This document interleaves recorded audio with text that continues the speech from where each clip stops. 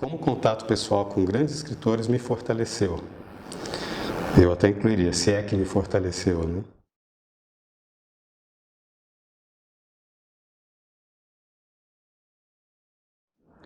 Olá, meu nome é Yuri Vieira, sou escritor, cineasta.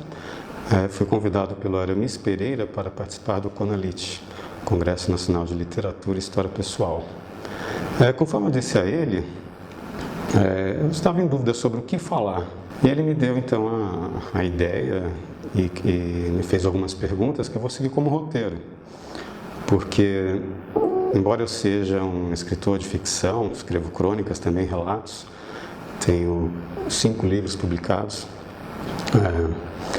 eu não sou professor de literatura. Já fui professor de roteiro de cinema. Ainda sou, mas eu não saberia exatamente sobre como contribuir. Então eu pedi esse roteiro para ele. Nasci em São Paulo, mas eu não tenho raízes em São Paulo. Meu pai cresceu no Rio, filho de pais baianos, minha mãe é de Goiás. Então eu tive uma infância dividida entre 3 estados, basicamente, né? São Paulo, Rio de Janeiro e a fazenda da minha avó, interior de Goiás, onde eu ia muito quando criança, né? O meu primeiro contato com a literatura foi através dos meus pais, obviamente, porque meu pai, desde da adolescência dele, da infância dele, ele sempre colecionou livros. Então eu já cresci numa casa com uma biblioteca. Meu pai, ele não é do estilo que cultiva uma biblioteca clássica, dele é uma biblioteca universalista. Qual a diferença? Ele não se interessa simplesmente em comprar os clássicos, ele compra qualquer coisa. Ele gosta de arquivar, então ele tem todo tipo de livro, tanto livros de entretenimento quanto os próprios clássicos, autoajuda, enciclopédias, ele tem qualquer coisa, ele tem. Então eu cresci numa biblioteca assim. E ele colecionava livros desde quando ele estudou no Seminário São José, no Rio de Janeiro, que é o mesmo seminário onde estudou o Carlos Heitor Coni. Ele já comprava livros ali, né? Quando se casou, ele levou, obviamente, a biblioteca dele.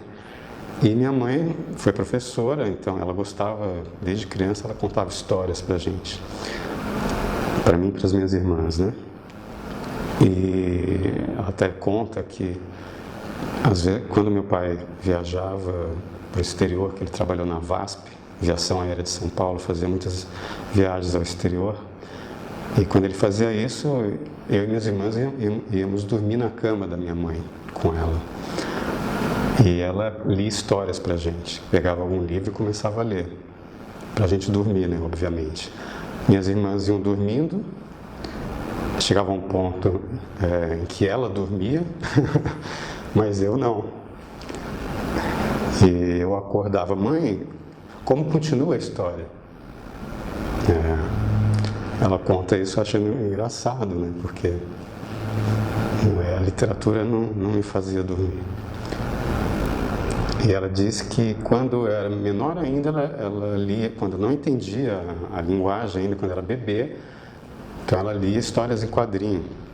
E que eu gostava era daquelas partes do pô, não sei o que ela achava isso ótimo. Bom, então eu cresci nessa casa em que meu pai colecionava livros e minha mãe os lia para nós. E eu me lembro que o primeiro livro que meu pai me deu como ele já queria me influenciar para entrar na vida de companhia aérea, né? Meu pai quis ser piloto quando era mais jovem. Teve um incidente no aeroclube em que ele estudava no Rio de Janeiro, que vários aviões se incendiaram. Então ele quis, digamos, transferir o sonho dele de ser piloto para mim. Ele comprou um livro que chamava O Piloto, um livro para crianças que simplesmente falava como que era a vida de um piloto de avião. Mas, conforme diz o McLuhan, né, o meio é que foi a mensagem. Eu não me interessei nem um pouco pela carreira de piloto. Eu gostei foi do livro. E a partir dali, ele foi comprando outros livros, achando que estava me fazendo interessar naquela profissão. Então eu comecei a ler coisas como Terra dos Homens, do Saint-Exupéry, né? Livros do Richard Bach, quando eu já era pré-adolescente, assim, que Richard Bach é um escritor que vivia viajando pelo interior dos Estados Unidos num biplano, em que ele levava as pessoas para cobrando alguns dólares para passear no avião, ver a cidade de cima. E ele não tinha casa, era um hippie de avião. E ele escreveu alguns livros que eu curti muito quando era criança ou pré-adolescente, assim. Mas ainda não me interessei por aviação, mas pelos livros. Mas o livro que realmente assim, me fisgou, eu acho que foi o Gênio do Crime. É um livro que eu me lembro até hoje que eu li esse livro 11 vezes, que eu lembro que eu ia riscando assim no final. Marcava quantas vezes estava lendo o livro. Que é um livro infantil do João Carlos Marinho, né? Com o qual eu me identifiquei muito, porque eu sempre gostei de histórias de detetive, investigação, e como era uma história passada em São Paulo, lembro que as crianças acampavam à margem do rio Tietê, e tudo aquilo criava uma identificação muito grande. Eram simplesmente crianças investigando quem estava falsificando figurinhas de futebol. E elas competiam com um detetive inglês contratado para encontrar o bandido, né, por trás da história toda, o falsificador. Mas foi um livro que eu gostei muito. E por causa desse livro eu comecei a me interessar mais ainda por histórias de detetive. Comecei a ler Sherlock Holmes, O Cão dos Baskervilles. Era um livro com várias histórias do Sherlock Holmes. Depois eu comecei a ler, eu encontrei um livro que tinha lá O Crime da Rua Morgue, que é de Edgar Allan Poe. Foi assim que eu comecei a ler Edgar Allan Poe, por causa das histórias policiais. E aí, como eu já tinha histórias de terror no meio, eu também sempre gostei de filmes de terror. Uma amiga de infância estava contando para mim, para minha irmã, uma vez, que ela se lembrando que eu já tinha mania de brincar de diretor de cinema quando eu era criança. A gente nem tinha câmera, isso foi nos anos 70, né?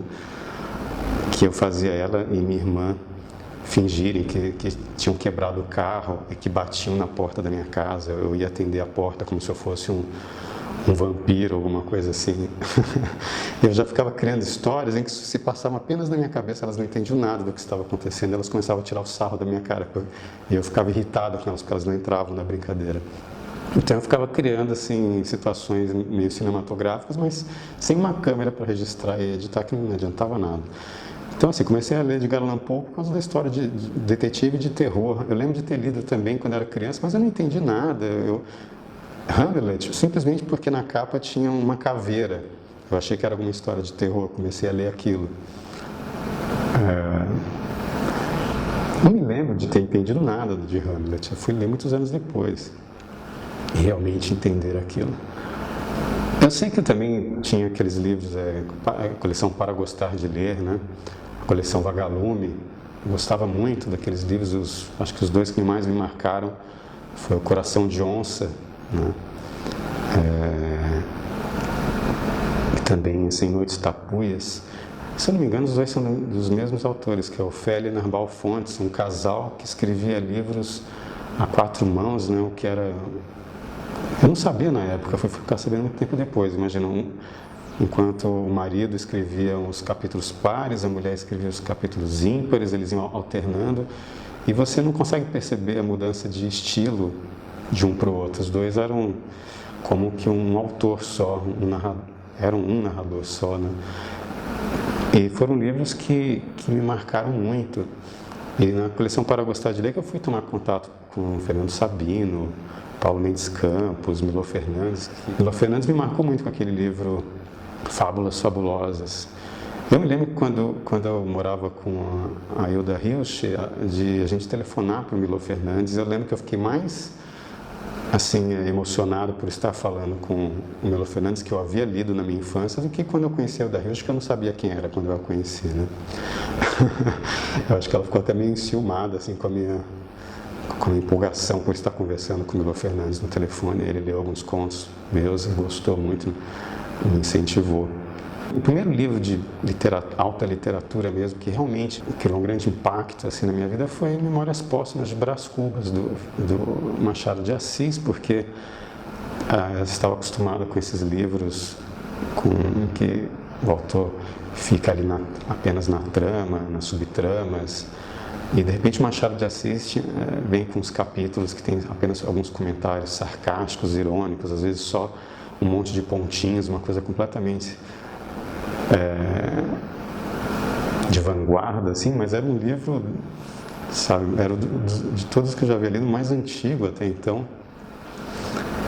E ainda se dizia que era um livro fundador do realismo no Brasil, um livro cujo narrador é um cara que já morreu. Quão realista é isso? Eu diria que bastante, não? E eu lembro que foi um livro que me marcou muito. E esse foi, terminando o colégio, eu fui fazer intercâmbio no Equador.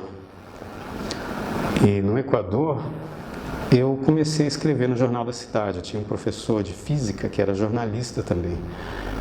E ele, percebendo que eu gostava de escrever, que eu estava sempre com um livro na mão, ele me ofereceu um espaço para escrever no jornal El Dia, na cidade de Latacunga, né, onde eu morei. E eu escrevi algumas crônicas e contos, mas aquela influenciado, né, pelas ideologias já da nossa época. Assim, eu lembro que o primeiro conto que eu escrevi era Gusto de Sangre, e esse era um conto narrado em primeira pessoa de alguém que estava indo enfrentar a morte e que estava com medo, e lá para o final do conto você descobria que na verdade era um touro entrando na arena e enfrentando o toureiro, que ele dizia que era a morte, que vinha dançando do lado dele, né?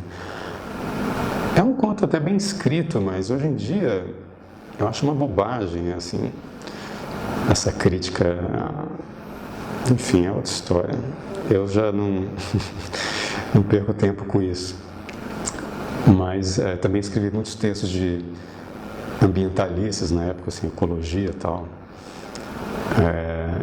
Porque eu cheguei a criar um grupo ecológico, né, no meu colégio, no Equador, ou seja, dentro daquele esquema das pessoas que ignoram o transcendental, o que está além do espaço-tempo, e começam a adorar ou o espaço ou o tempo, eu era do tipo que adorava o espaço.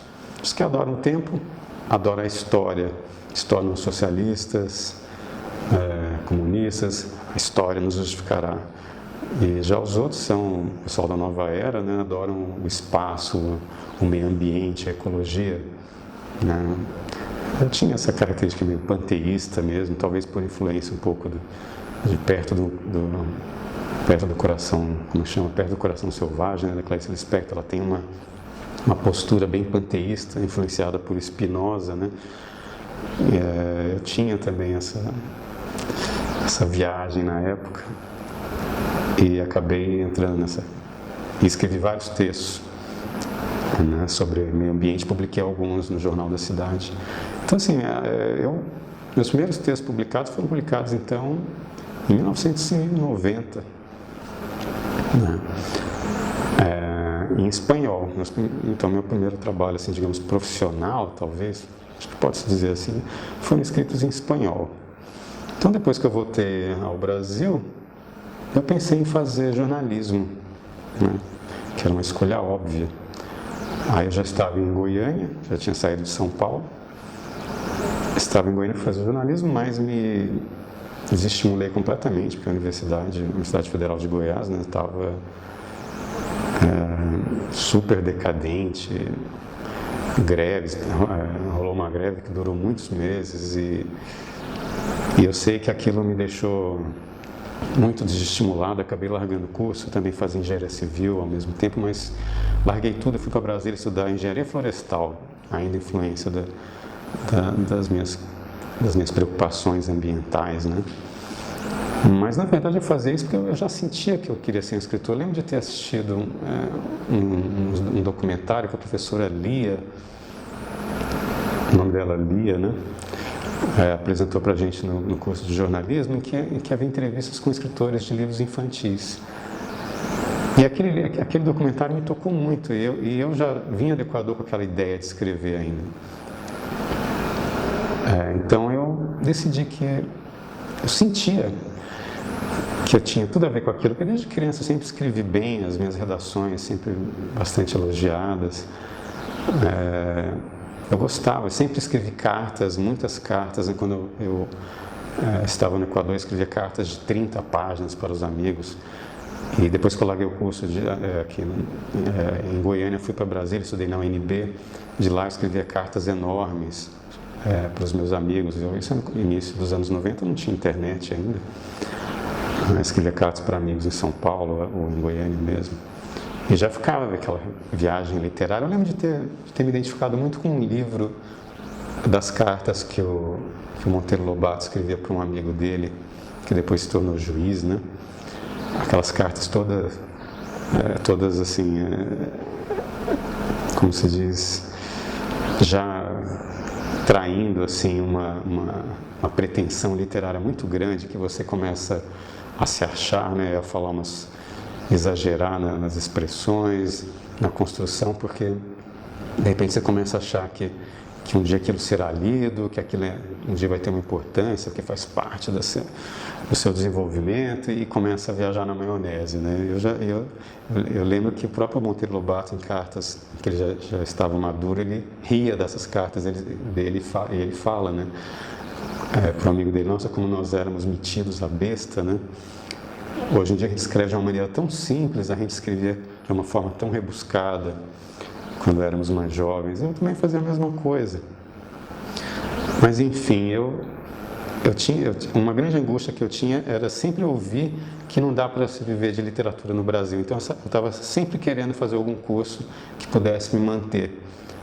Mas eu nunca consegui controlar meu instinto literário, e quando eu ia para a universidade, que eu gostava muito da biblioteca da UNB, quando eu ia para a biblioteca, eu tinha que estudar botânica, química. De repente eu já estava com um monte de livro de Goethe, de Shakespeare, lendo aquilo tudo, e não conseguia estudar as outras coisas.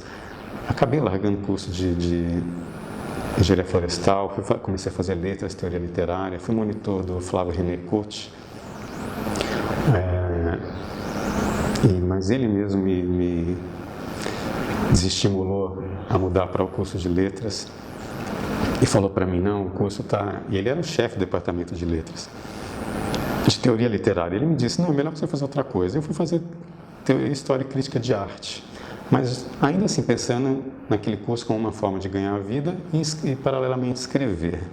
Mas o que aconteceu é que me convidaram para ir trabalhar numa produtora de cinema em São Paulo, e eu larguei novamente o curso. Ou seja, larguei vários cursos. Como eu não tinha diploma, para me justificar, eu escrevi o meu primeiro livro de contos, que chama Tragicomédia Acadêmica, que são contos que satirizam a vida universitária. Porque o que é, assim, a criação literária? É uma maneira de você se purgar de várias impressões que começam a te atormentar. O mundo vai te atingindo de uma maneira, e aquilo vai se acumulando, e você tem que botar para fora, você tem que expressar o que aquelas coisas estão causando ao seu espírito, né? E toda a minha decepção com a vida universitária, e ao mesmo tempo também o que havia de bom nela, né? Porque eu gostava muito, que eu morava no alojamento estudantil, eu tinha um contato com muitos estudantes de vários cursos diferentes, e eu fiz vários cursos, né? Uns 4, 5 cursos. Estudei campos extremamente variados. Estudei física, estudei matemática, cálculo, química, artes, história da arte, teoria literária, teatro. Eu fui fazendo de tudo. E de todas as matérias que eu fiz, eu só reprovei em uma, porque o professor virou para mim e falou assim: professor de química analítica quantitativa, falou: você está no curso errado, você é um artista, eu vou te dar um incentivo para você mudar de curso, eu vou te reprovar nessa matéria. E foi a única matéria que eu fui reprovado, porque ele estava aprovando outras pessoas com notas piores do que eu.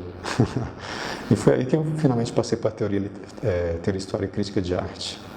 E fui para São Paulo, então larguei o curso para trabalhar com cinema, e comecei a trabalhar com estágio, a criar com amigos um estúdio de fotográfico que a gente ia transformar em produtora, e comecei a trabalhar com cinema.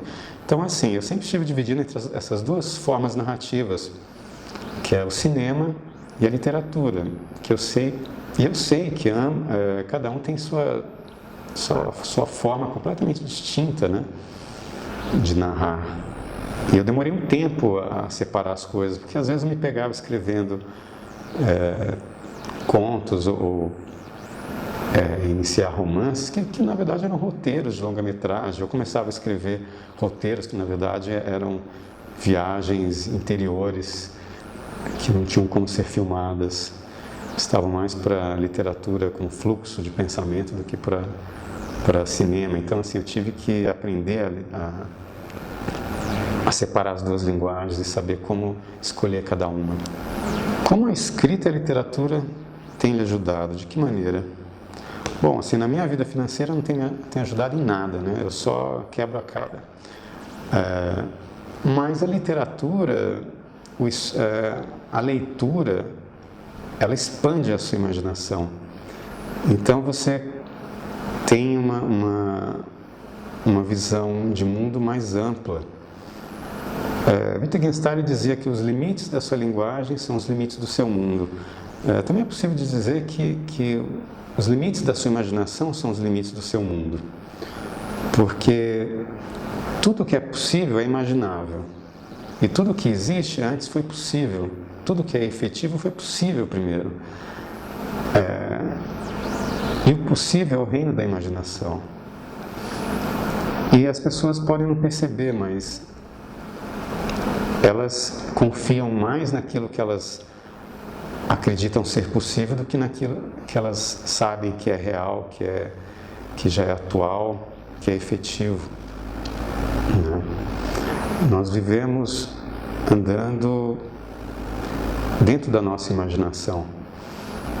E a literatura também, existe um outro aspecto importante, que ela faz você trabalhar a sua imaginação moral. Não que você vá aprender regras de moral, mas na literatura você vê quais são as consequências de você levar uma vida moral, de você agir moralmente. Você coloca um personagem lá que tenta, ou lê, né, a história de um personagem que tenta levar uma vida correta, e o cara só se ferra em geral, né? Então, assim, a grande literatura muitas vezes é a história do fracasso de alguém que tentou viver bem. Chesterton chama atenção assim para a literatura do século XX, em que pessoas loucas se metem em histórias completamente absurdas, e você lê aquela sequência de loucuras, aquela tremenda viagem na maionese, e no final você não sabe aonde aquilo te levou, porque a pessoa também não sabia o que estava fazendo, escolhia as coisas sem nenhuma base, sem princípios. Pessoas loucas no mundo louco, ou seja, sem conflitos interiores, né? São pessoas que se deixam levar pelo fluxo, pelos acontecimentos do mundo. Sendo que as narrativas mais antigas, as que mais marcam a gente, são os contos de fada. E os contos de fada, isso é Chesterton, né, que fala. E os contos de fada, em geral, são pessoas que têm uma visão mais, digamos, normal, né, do mundo. Elas têm uma certa noção do que é certo, do que é errado, e elas caem no meio de um mundo louco, com bruxas, né, com gigantes, com trapaceiros, ladrões e coisas estranhas, dragões, coisas muito diferentes. E tudo isso causa um maravilhamento, um espanto, um medo, né? Então há esse contraste de uma pessoa que tenta agir corretamente no mundo louco, que é isso que se perdeu na literatura contemporânea, que Harold Bloom chama da Era do Caos, né? Harold Bloom fala muito sobre como que a era aristocrática da literatura deu depois espaço para a era democrática e depois para a era do caos. E ele imagina que vamos entrar novamente numa era teocrática da literatura, porque a era do caos está dando seus últimos frutos. E a era do caos é isso, são pessoas sem princípios ou sem chão, perdidas no mundo louco, né? E digamos que uma nova era teocrática talvez sejam pessoas baseadas numa nova ou ou com princípios renovados por revelações, né, antigas ou por novas revelações, mas que buscam novamente ter uma vida moral em meio ao mundo que sempre será louco, né? O mundo A literatura ajuda a gente a compreender esse mundo ou pelo menos faz a gente ficar preparado para ele, né? Então, assim, o que a literatura me deu é uma bagagem imaginativa muito grande. Nada me espanta, na verdade.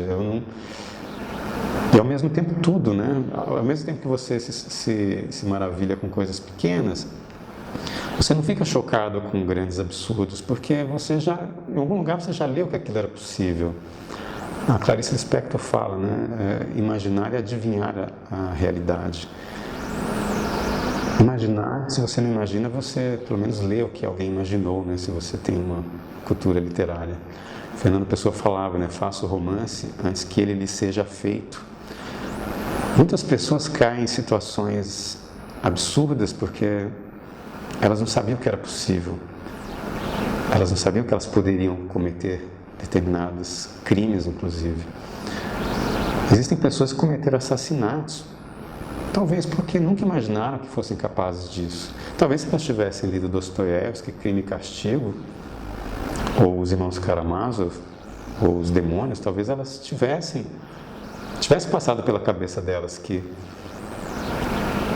elas poderiam cair naquilo, porque elas não tinham, digamos, anticorpos mentais para determinadas ideias ou ideologias malucas.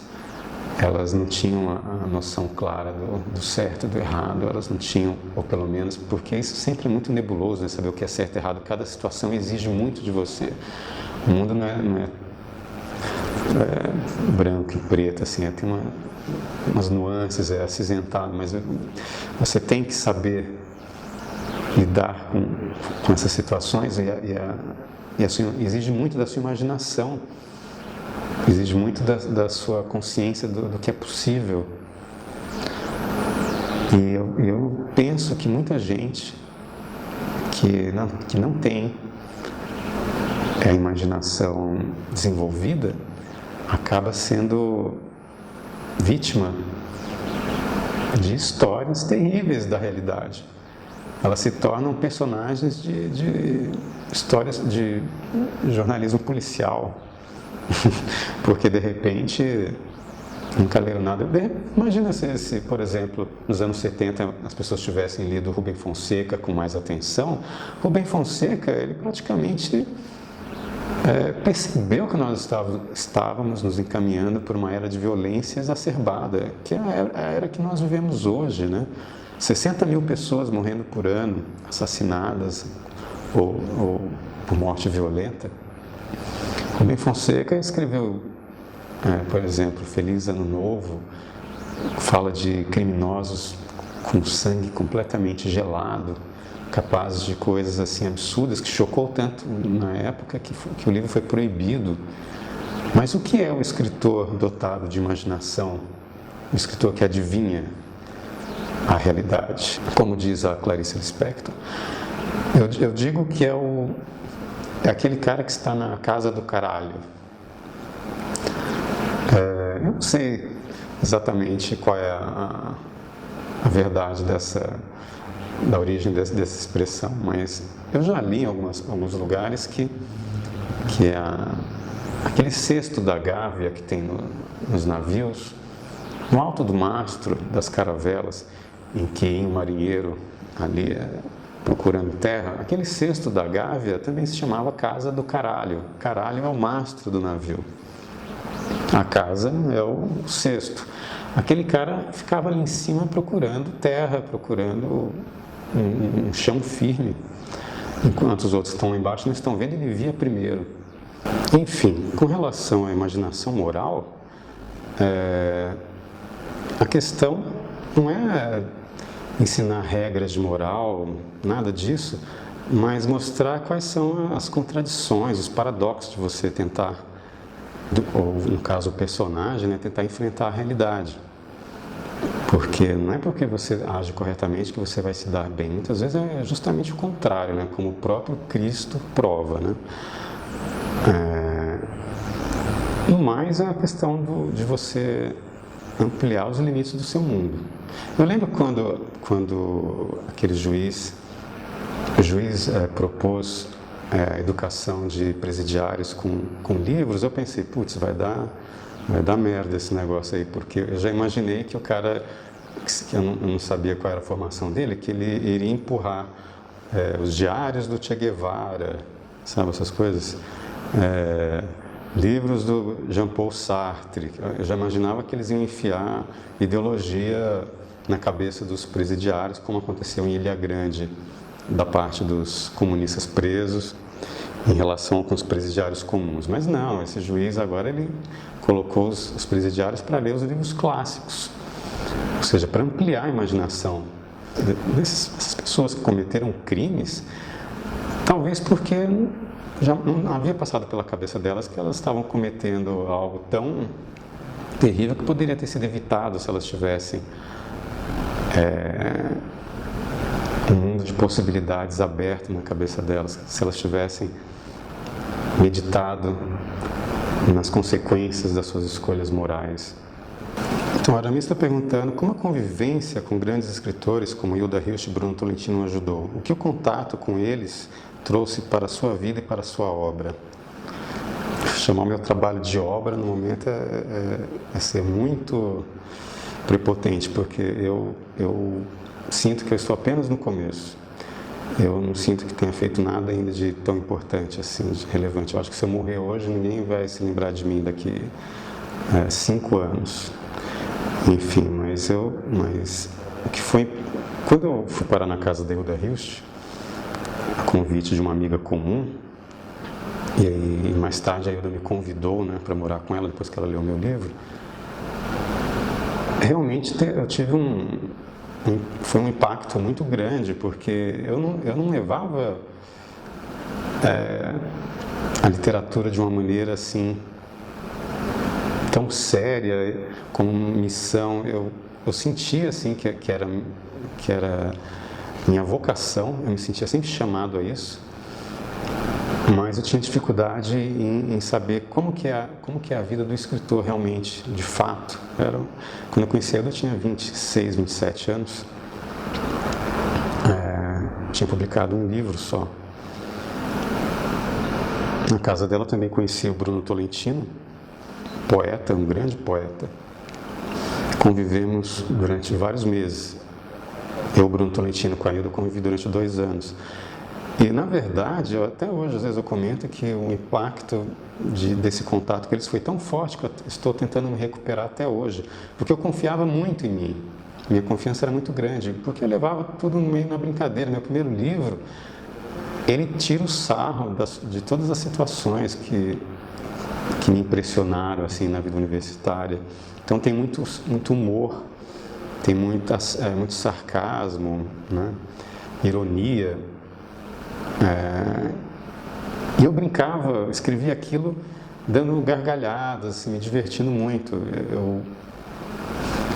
Como se eu estivesse fazendo malabares. Não é uma coisa que eu sentava com algum tipo de estou fazendo literatura. E de repente eu me deparei com 2 escritores que tinham realmente uma obra já concluída praticamente. Bruno Tolentino estava para lançar o livro que ele estava revisando na casa da Hilda, que era O Mundo como Ideia. E ele vinha, pegava o meu exemplar do Cânone Ocidental, do Harold Bloom, que ele conheceu, né, pessoalmente, e ficava discutindo literatura comigo horas, a filme, e falando sobre aquilo, sobre a importância daqueles autores. Alguns eu não tinha lido ainda.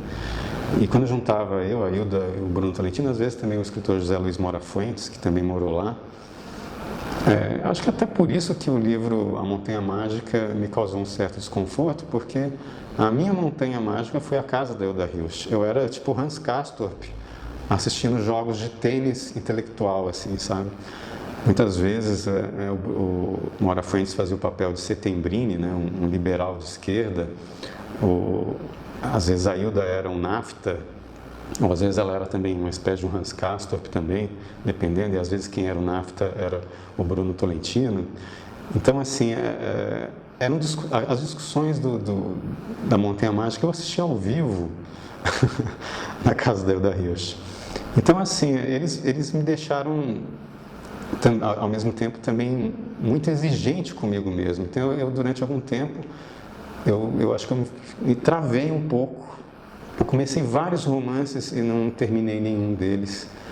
Lancei livros de contos, mas os romances eu não consegui concluir, porque de repente eu me tornei muito exigente, eu comecei a ler as coisas deles e é difícil dizer, assim, porque eles também apostaram muito em mim. A Hilda leu meu livro e falou, não, você vem aqui morar comigo, vamos conversar, vamos trocar ideias e o Bruno Tolentino a mesma coisa. Ele falou para mim, olha, você tem a vocação, e ele se dispunha a ensinar mesmo. O cara foi professor, tinha uma vocação como também docente também, assim, muito grande. Então, eu suguei bastante, né, isso. Mas eu acho que eu ainda estou muito em potência ainda. Eu ainda não atualizei o que eu tenho para atualizar. Então, às vezes, eu fico até meio tímido quando me convidam para esse tipo de evento, né? Eu não sei, eu não tenho uma obra ainda. Eu tenho alguns trabalhos publicados, muitos autopublicados, inclusive. Ou seja, porque eu parei, inclusive, de correr atrás de editor, né? Nós estamos numa era caótica na questão de editor. E no Brasil nós não temos agentes literários praticamente, então assim, o negócio é você ir com a cara, a coragem para cima da Amazon, a autopublicação. Mas voltando, né, a Casa do Sol, a Casa da Hilda Hirsch, foi uma experiência inesquecível. E eu estou escrevendo um livro, inclusive, que tem alguns relatos de situações que aconteceram ali. E eu pretendo publicar oportunamente, nada muito longo assim, mas algumas coisas que eu espero que tenha alguma mensagem ali, que tenha, ou pelo menos divirta as pessoas, né? Então, uma das coisas assim que eu senti com a Hilda Hirsch e o Bruno Tolentino é que a voz que entrais, né, para o mundo da literatura, perdei todas as esperanças, sabe? Porque as esperanças que você deposita nesse mundo, aquilo não vai te trazer nada nesse mundo, mesmo que traga fama e dinheiro, no final isso não vai te satisfazer. E aqui no Brasil nunca traz dinheiro, né?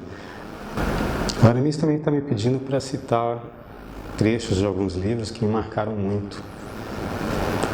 Bom, são muitos livros, né? Eu tomei a liberdade aqui de selecionar algumas coisas. Por exemplo, Sônia e Raskolnikov, no final de Crime e Castigo.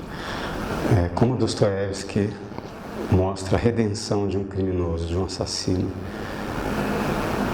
através do amor, não só do amor de uma mulher, mas do amor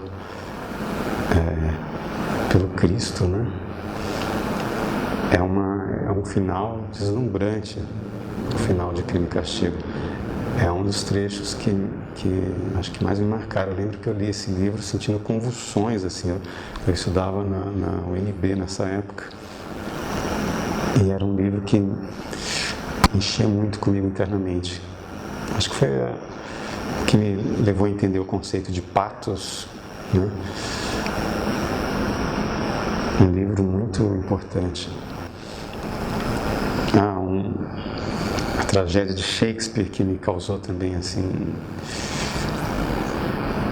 pathos extremo, também foi como Iago manipula Otelo a ponto de matar sua própria esposa que o amava, né, Desdémona. Iago faz Otelo acreditar que a mulher dele era adúltera. E então esse livro mostra como que o mal vai envenenando uma história que é pura. E isso é muito pesado, é uma história muito marcante. Otelo mata Desdémona com as próprias mãos porque encontrou uma prova na cama, se eu não me engano, que foi plantada por Iago. É terrível, é terrível. Uma outra cena que me marcou também é o seguinte: eu lembro de de estar escrevendo uma história que tinha uma cena de projeção astral. Alguém que sai do corpo, um corpo astral, num corpo sutil, enfim. Alguém me falou assim: para de escrever essas besteiras, começa a escrever coisas da realidade, do mundo real, entendeu? Para de viajar na maionese, vai ler um Thomas Mann, entendeu? Aí eu estava lendo A Montanha Mágica, e uma das cenas que mais me marcaram no livro é uma projeção astral do Hans Castorp. Ele está perdido na neve, está rolando uma tempestade de neve, e quando ele está quase morrendo congelado, ele sai do corpo dele, sai voando e vai parar numa região que está acontecendo uma situação assim, digamos, completamente pautada pela mitologia grega, né? Mas eu lembro que toda aquela cena me marcou. Me mandam ler Thomas Mann para aprender o realismo, e o cara põe uma viagem astral, que era o que eu estava escrevendo, e me disseram que isso era uma besteira. Quando a gente está começando a escrever, a gente dá muito ouvido para amigos, sabe? Para outros escritores que também estão começando e têm tanto quanto você, ou seja, nada. Você não pode, você tem que ir aonde seu coração está mandando, aonde sua imaginação está mandando. Tem que parar com esse negócio de ficar ouvindo essas besteiras. Henry Miller fala muito disso. Quando você está começando na carreira literária, os que menos podem te aconselhar são seus velhos amigos. Porque eles acham que te conhecem muito, cresceram com você. Muitas vezes sabem que você não é capaz disso. Você é aquele que deixava a bola cair quando jogava a bola na sua mão, no basquete, sabe? Aquele bobão, você não vai, esse cara não consegue nem segurar uma bola, vai escrever um livro. Então, assim, não ouça conselhos de amigos. Então, mas voltando, essa cena de Thomas Mann me mostrou, assim, sabe? Na literatura não existe nada proibido, não existe nada que não possa, é imaginação. Por isso que se chama literatura de imaginação. A Harold Bloom chama literatura de imaginação. Uma outra cena que me marcou muito também de um livro foi uma cena em que Reobaldo se reencontra com Diadorim depois deles terem separado por um bom tempo, no livro Grande Sertão, Veredas, de Guimarães Rosa. Eles haviam se separado em algum momento daquela situação louca no sertão, né? E Reobaldo estava com saudade de Diadorim, ao mesmo tempo estava com raiva. E quando eles se encontraram, misturou aquela vontade de matar a saudade, e a raiva no meio, pelo outro ter se escolhido um outro caminho, e ao mesmo tempo o constrangimento, porque no final das contas, Reobaldo era apaixonado por Diadorim sem saber, né, que se tratava de uma mulher. Então havia esse constrangimento. Na verdade, eu queria até saber do pessoal aí dos militantes do movimento gaysista, né? Reobaldo era um homofóbico, né? Ele merecia ser condenado. Para eles é provável que sim, né? O cara se sentia atraído por Diadorim, apaixonadíssimo, mas não abria o coração. Por quê? Porque achava que Diadorim era um homem. E tem essa cena, então, que me marcou muito, quando eles se reencontram depois de um tempo de separação. Fora, claro, o clímax, em que ele finalmente descobre que Diadorim é mulher. Aquilo é muito angustiante, só que na época devia ser muito mais, né? Porque hoje em dia a gente sabe, antes de começar a ler o livro, que Diadorim é uma mulher. É como se você estivesse assistindo aquele filme O Sexto Sentido, sabendo que o cara está morto, né? O personagem, você tem que descobrir no final que ele está morto. Aí é que tem a graça. Do mesmo jeito, você tem que descobrir no final, né? Que olha eu contando a história do livro para quem não leu ainda, mas é tão conhecido, né? Guimarães Rosa escrevia no livro: não conte para os seus amigos o final. Então, mas a grande questão do livro são os sentimentos mistos do Reobaldo em relação a Diadorim. A maneira como Guimarães Rosa expressa esses sentimentos é muito marcante. Uma outra cena também que me marcou muito é do livro Mestre e Margarida, de Mikhail Bulgakov. É um livro fantástico, escrito por um russo na União Soviética, sabe, no meio da Guerra Fria, sabe, 1940 e pouco. E qual é a história? O diabo chega em Moscou. Então imagina assim, uma sociedade ateísta, em que o diabo chega em Moscou e é praticamente um dos poucos que sabem que Deus existe. que acreditam nisso.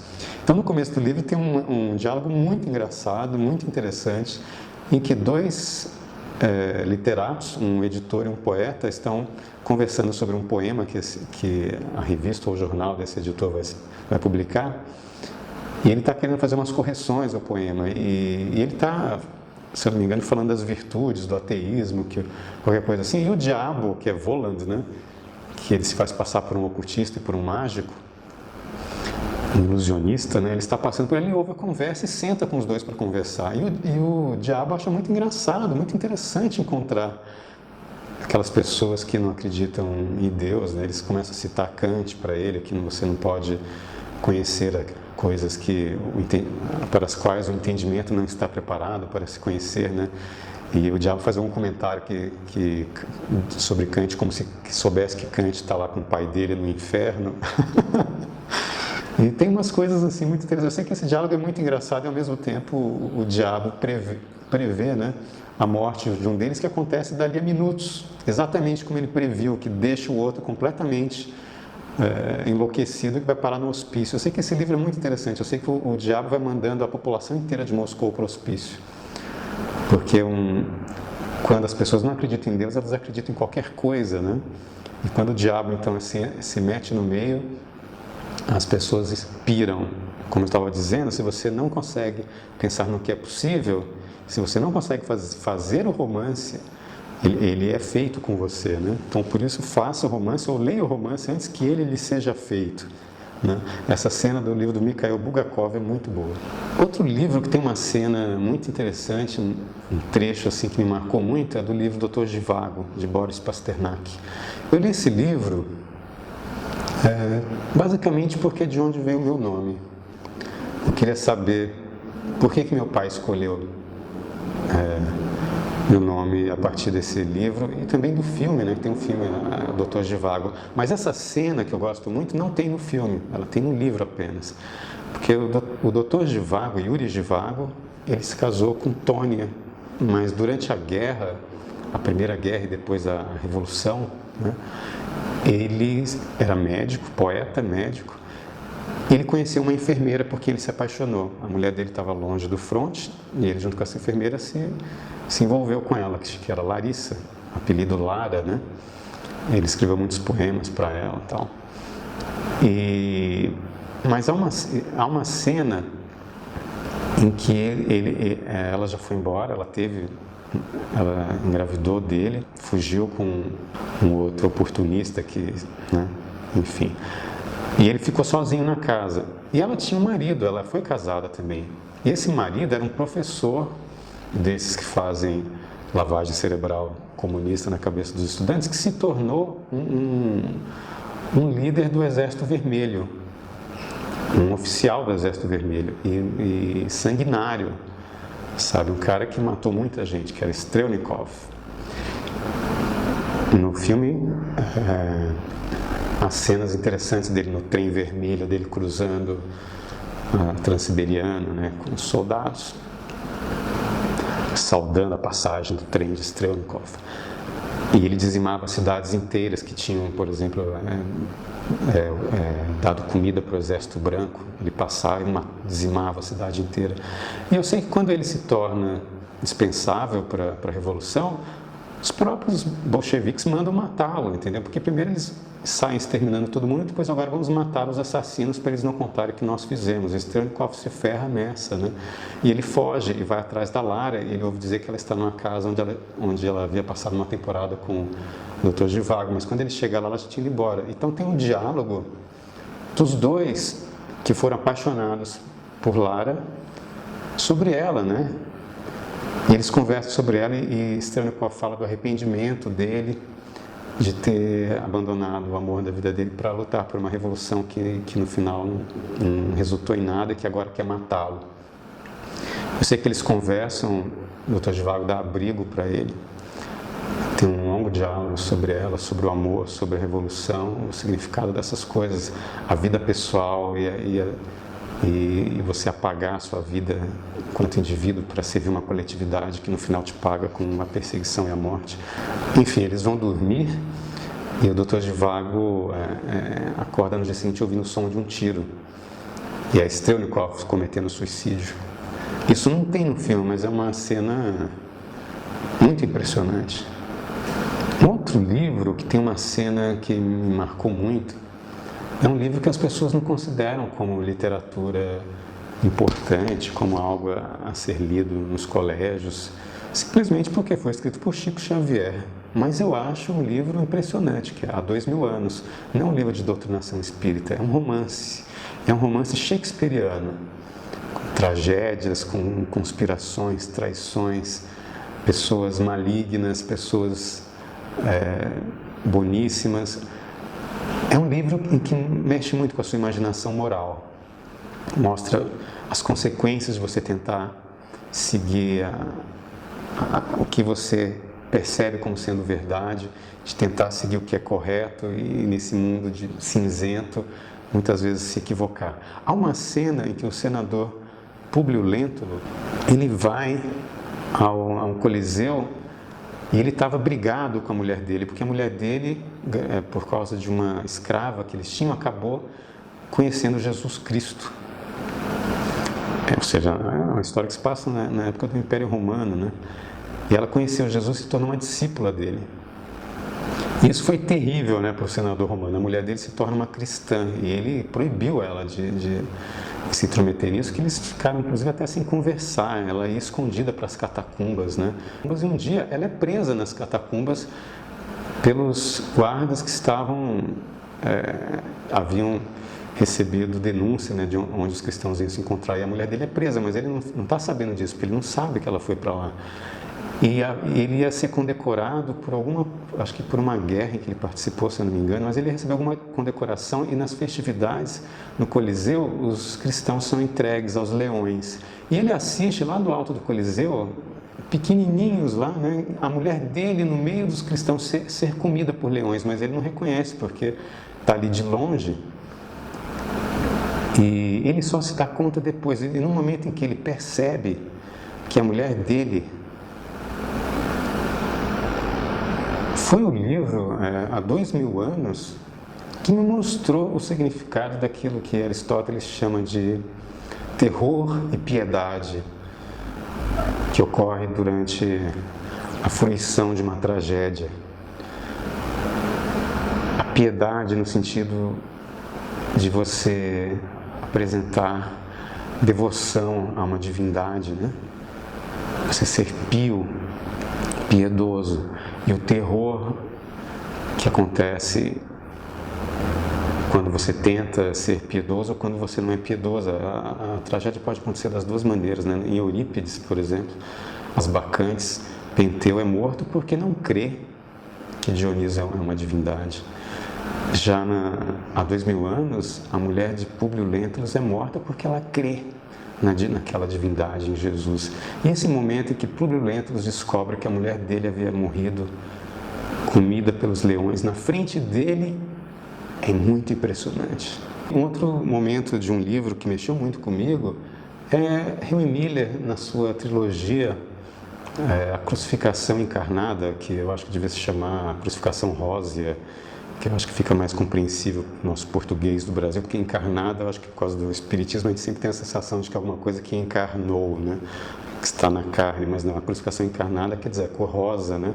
Porque é uma crucificação cor-de-rosa, uma crucificação pink, porque comparado com a crucificação de Jesus é uma bobagem o sofrimento dele, é assim que Henry Miller colocou, né, na trilogia dele. Então, não me lembro se é no Sexus, Plexus ou Nexus, provavelmente no Nexus, em que Henry Miller fala finalmente que ele sofreu tudo aquilo simplesmente para perceber que ele não precisava ter sofrido tanto. Ele abraçou a vocação literária dele como uma cruz, mas ele, ao invés de sentar e escrever, ele simplesmente correu para longe, confiando mais na autopropaganda de que eu sou um escritor e eu sou foda, ao invés de simplesmente escrever. Aquilo levou ele a muitas situações extremas, drásticas, de desespero, e até o dia em que ele percebeu que ele sofreu muito apenas para ter a experiência do sofrimento, que no final não precisava de tudo aquilo. E ele se dirige então, em algum momento desses livros, a um jovem que no futuro, provavelmente numa terra distante, seria alguém com a vocação literária semelhante que iria compreendê-lo. Eu li isso na UNB, sentado no seu binho. O Emílio era um cara que também abriu assim, um caminho assim, na literatura que muitos seguiram muito mal, não souberam fazer como ele. Atrás dele vieram um monte de beatniks e gente que não tinha o mesmo espírito. Um livro que tem um capítulo que me marcou muito também é o Elogio da Loucura.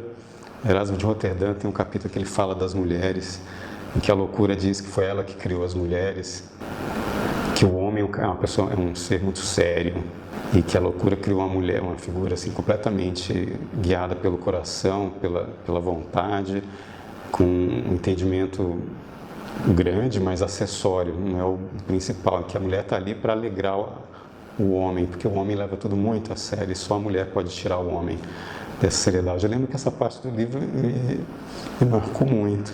É divertido esse livro, O Elogio da Loucura, que eu li tendo a sensação de que havia sido escrito um dia antes, mas é um livro que já tem uns 400, 500 anos, por aí. E é engraçado você ler um livro com tantos séculos de idade e ser tão atual. Esse é um clássico, porque o que ele fala ainda vale, ainda tem significado. Outro livro que me marcou muito é a Apologia de Sócrates. Eu lembro de dar gargalhadas. É um livro de Platão, né, que ele narra Sócrates se defendendo no tribunal da acusação de corromper a juventude e de ser ímpio, ou seja, de não ser devoto da divindade. Mas é muito engraçado Sócrates explicando por que ele saía interrogando as pessoas, por que ele saía tentando descobrir a verdade das coisas. É muito engraçado, porque um amigo dele havia voltado, se não me engano, do oráculo de Delfos, e que o oráculo havia dito para esse amigo que o homem mais sábio do mundo era Sócrates. E o amigo veio contar para Sócrates: olha, o homem mais sábio do mundo é você. Ele: mas eu não sei nada. Seu oráculo está viajando na maionese. Não, mas é um oráculo. O oráculo lá é respeitado. Aí o Sócrates: se ela falou isso, deve ter alguma razão, mas não é porque eu sou sábio, ela devia estar armando alguma para mim, eu vou investigar. Ele saiu investigando, perguntando para as pessoas sobre o que elas faziam da vida, o que elas achavam que era a realidade, o que elas achavam que era a profissão delas. Mas no diálogo, ele acabava demonstrando para todo mundo que as pessoas não sabiam o que era a realidade, não sabiam qual era o verdadeiro significado da profissão delas, qual era o verdadeiro significado do sentido da vida daquela pessoa. Ele ia desmontando todo mundo e deixando as pessoas muito irritadas. Porque ele, nas perguntas, fazia as pessoas perceberem que elas não sabiam responder aquilo, elas não sabiam por que elas viviam como viviam. E é muito engraçado. Então, Sócrates vai quase sendo apedrejado, né? E ele fala de maneira muito, a ironia, né, de Sócrates, ele se faz de palhaço, né? Por que eu sou mais sábio? Vai lá atrás, né, dessas pessoas, interrogá-las. É muito engraçado a maneira como ele fala, como ele, segundo Platão, falou no tribunal, né? E realmente as perguntas dele mostravam que ele era o homem mais sábio do mundo na época. É muito engraçado, é muito bom esse livro, Apologia de Sócrates.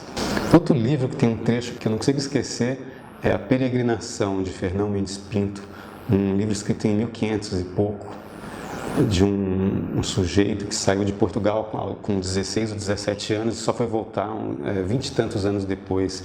Ele foi para a China, para a Índia, para o Japão, andou com São Francisco Xavier, ele naufragou dezenas de vezes, foi preso como escravo várias vezes. São histórias fantásticas. E há uma história que ele fala sobre uma viagem ao reino de Quedar, que eu nem tenho ideia de onde fica esse lugar. Ele tem uma linguagem maravilhosa, um português assim muito... É como se você estivesse lendo a língua portuguesa pela primeira vez. Ela parece que purifica o seu português, a gente tem muita mania de ler traduções do inglês e do francês, então dá a impressão que nossa língua se apropriou de certas estruturas que não fazem parte dela. E quando você lê Fernão Mendes Pinto, é como se você estivesse lendo português pela primeira vez.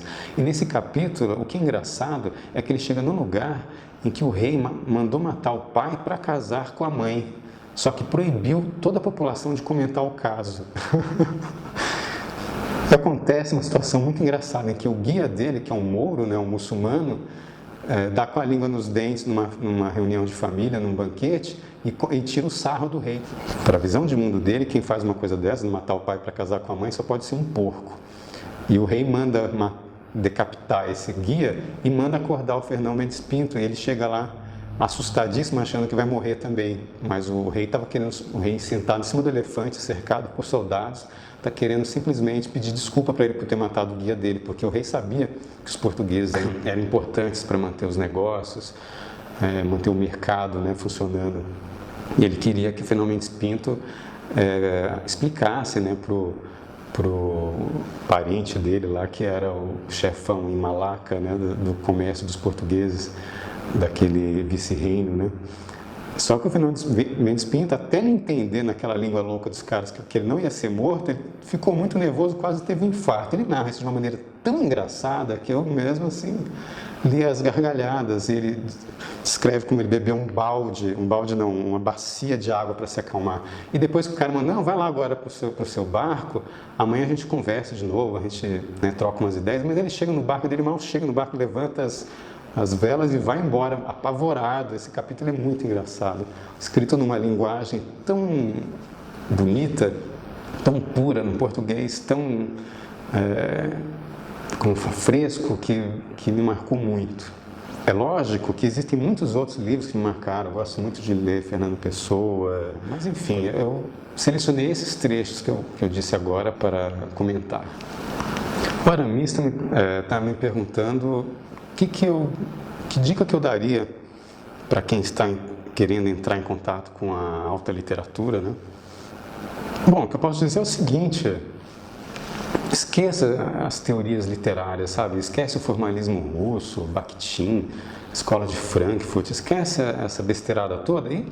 Vocês têm que saber a língua em que o livro está escrito e ler, entendeu? Porque os clássicos, por que são clássicos, como eu comentei? Porque eles atingiram um significado universal. O que quer dizer isso? Aqueles valores, aqueles princípios, o que está ali, aquelas experiências, valem em qualquer tempo, em qualquer lugar. São experiências universais. Então, assim, esquece as regras, esquece as fórmulas e leia diretamente. Não tenha medo de enfrentar os clássicos. Como eu disse, Erasmo de Roterdã parece que foi escrito ontem, sabe? Parece uma brincadeira. A Apologia de Sócrates, escrita há 2000 anos, 2000 e tantos anos, parece que foi escrito ontem. Você não precisa de ninguém para te... É lógico que você vai melhorando a sua bagagem com o tempo cultural e vai fruindo melhor. Mas é para isso que existe a releitura. A próxima pergunta é: quais são as dificuldades que eu passei para poder escrever, né? Na verdade, eu não apenas passei, como ainda passo. A maior dificuldade de escrever é sentar para escrever. Quando você tem a vocação e até talento, eu nunca cheguei eu tenho talento, me disseram que eu tinha. Mas a vocação você pessoalmente sente. Então, a maior dificuldade é a disciplina. E no Brasil é ainda mais difícil, porque é muito complicado você conseguir viver disso.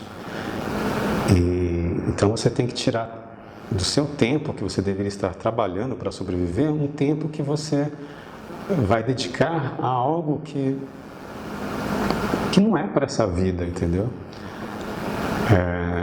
Então é complicado, é muito complicado. E fora isso, né, claro, antes de você realmente começar a lançar livros e tal, há a dificuldade de você encontrar a sua própria linguagem. Mas, na verdade, isso não acaba nunca. Todo livro é um desafio, né? Eu estou sendo muito desafiado pelos romances que eu comecei a escrever. Escrever não é fácil. A Hilda falava, é dificílimo. A Hilda, assim, ela deixava qualquer um que não tivesse vocação em pânico e fazia a pessoa desistir de escrever, né? A Hilda Hilst, eu digo. Porque é difícil mesmo. Você pode escrever super bem, mas isso não quer dizer que você vai saber criar uma trama, desenvolver um personagem, que você vai conseguir chegar num clímax, que você vai saber abordar temas e assuntos. É muito difícil. Você leva algum tempo para conseguir. Eu imagino que chega aquele momento em que você deslancha e vem um atrás do outro. Eu consigo escrever contos com uma certa facilidade, mas o romance é difícil. Mas eu sei que a grande dificuldade é a disciplina. Existe um livro, aliás, que é muito interessante, digamos que é uma autoajuda para escritores. Se chama A Guerra da Arte. É a Guerra da Arte, é o contrário da arte da guerra, né? Mas é de Steven Pressfield, se eu não me engano. Mas é um livro muito interessante, que ele diz, é o sentar e escrever, sabe? Foi o que Henry Miller aprendeu. A Hilda, ela teve que largar a vida dela em São Paulo. Ela tinha um apartamento na Alameda Santos, se eu não me engano. Ela vendeu aquilo e foi construir uma fazenda para se isolar mesmo. Porque você não pode ter distrações. Hoje em dia é muito difícil você se concentrar com a internet, né? Twitter, Facebook, jornais online, pessoas entrando em contato com você, e WhatsApp, e telefone. Então, assim, você se concentrar hoje em dia é um terror. Às vezes eu fico pensando que eu já devia ter feito tanta coisa a mais, mas é que eu também eu fiquei muito tempo metido com cinema. E no cinema é o seguinte, ainda mais no Brasil, né, que não tem dinheiro, as pessoas não sabem que cinema pode ser um investimento, então quer usar só dinheiro público para fazer filme. Mas para você conseguir esse dinheiro, você leva anos. Então, curta-metragem de 15 minutos, você leva 3, 4 anos para finalizar, para conseguir verba, para conseguir realizar o filme, para conseguir finalizar. Em 3, 4 anos, você escreve um romance, sabe? Então, eu perdi muito tempo com isso. De 3, 4 curtas que eu dirigi, assim, 2 de ficção, só esses 2 eu poderia ter escrito terminado uns 4 romances que eu comecei, sabe? Então, assim, a questão de saber escolher o que fazer, né? Qual linguagem trabalhar e ter a disciplina, isso é muito complicado, é muito difícil. E eu sei que hoje eu estou mais consciente do que vale a pena fazer e do que não vale fazer, né? Um outro problema que acontece muito também é a nossa relação com outros escritores, jovens ou escritores iniciantes também, porque como a gente não tem está ainda entrando no métier, digamos, a gente tem essa sensação de competição, que as pessoas querem botar você para competir, os outros leitores, os jornais, os críticos, e você entra na onda e tal, fica com receio de ler, né? Porque você tem medo de ser influenciado, e hoje em dia essa paranoia do plágio, hoje diz que Shakespeare plagiou um monte de gente, né?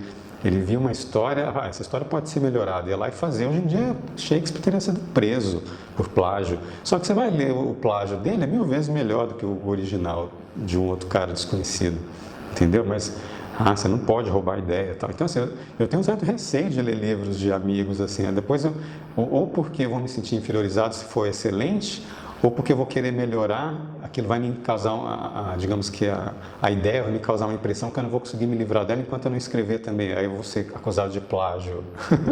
Então, assim, é muito estranho isso. O que o escritor tem que pensar é que não existe esse tipo de competição. Não existe isso. É igual, imagina, você vai competir para arranjar amigo, ninguém compete para arranjar amigo. Você pode ser amigo de várias pessoas ao mesmo tempo, como você pode ler vários escritores e gostar de todos. Na verdade, o que o escritor tem que fazer é conquistar o seu território.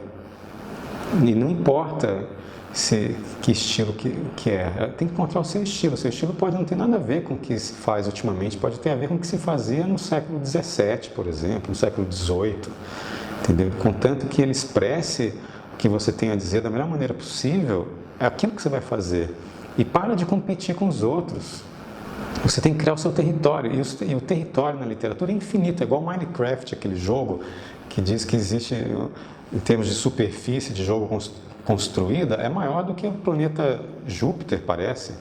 Sabe, existe mais território no Minecraft do que existe em Júpiter. E na literatura é assim também, você constrói o seu mundo, e o seu mundo não vai competir com o mundo criado pela imaginação de ninguém, porque elas não estão ocupando o mesmo espaço. Então, construa o seu território e deixa de competir com os outros. Eu perdi muito tempo com essa coisa de ficar espantado que os outros estão fazendo. Ele já está se dando bem, eu não. Tipo, liga o foda-se, entendeu? Faça crie o seu mundo, o seu território, o território da sua imaginação. E deixe a imaginação dos outros escritores para lá. Um dia a gente acaba tendo a segurança necessária para ler e saber elogiar e criticar.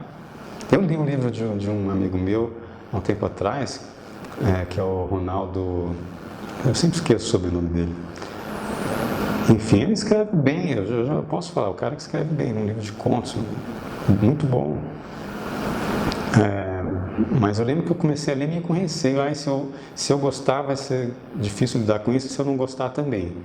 Se eu gostar, eu vou sentir que ele está ganhando de mim nessa competição, e se eu não gostar, eu posso não saber como falar isso para ele, e ao mesmo tempo vai ter alguma ideia que eu vou querer melhorar. Então, assim, não caia nessa, vá desenvolver as ideias no seu território, no território da sua imaginação. Quais dicas eu daria para aqueles que se sentem chamados a ser escritores? Bom, a principal dica é ler muito, né? Eu li muito antes de sentir que eu também era um escritor. Eu li muito quando eu era criança, quando eu era adolescente, eu li uma coisa atrás da outra.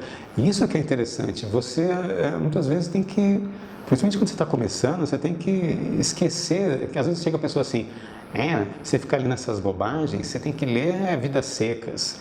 Igual minha sobrinha estava contando, minha sobrinha tem 16 anos, ela achou aquilo péssimo, ela achou aquela linguagem, aquela história muito difícil para ela.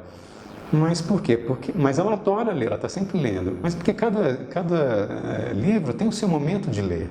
Eu também não gostei na época, e depois, mais tarde, quando eu li, eu adorei. Sabe? Como Dom Casmurro, a primeira vez que eu li no colégio, eu achei aquilo chatérrimo. Eu gostei muito no colégio de Memórias Póstumas e achei que Dom Casmurro chatérrimo. Mas Dom Casmurro, quando eu li uns 4, 5 anos atrás, eu falei, é fantástico, fantástico. Então, assim, há a hora certa. Então, quando você começa a ler, o que você tem que fazer?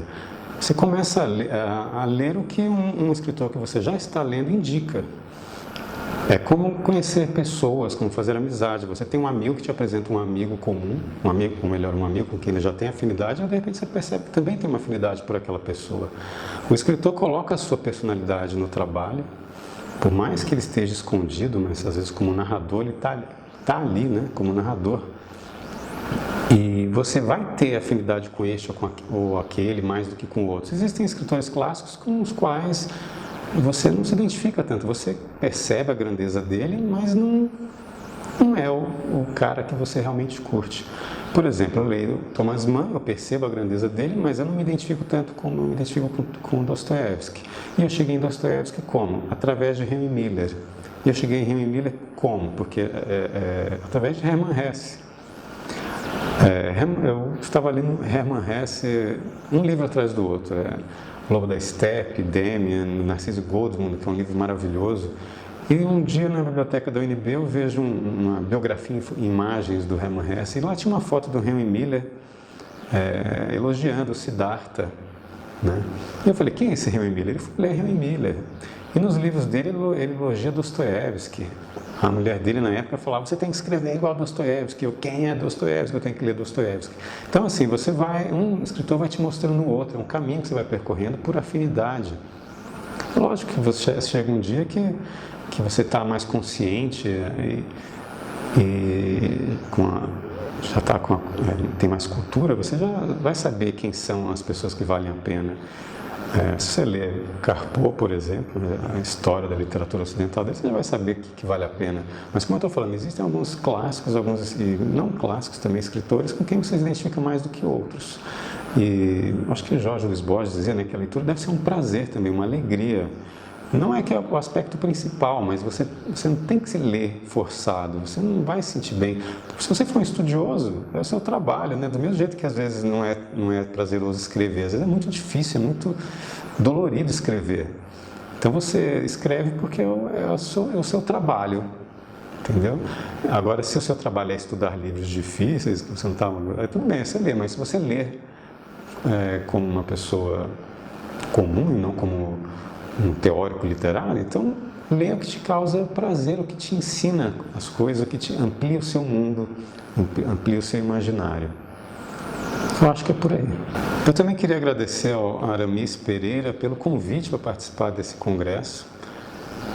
Eu nunca tive facilidade de falar com uma câmera assim, eu gosto até de falar em público, mas com câmera é difícil falar com ninguém, né? Sabendo que alguém está ouvindo e vendo.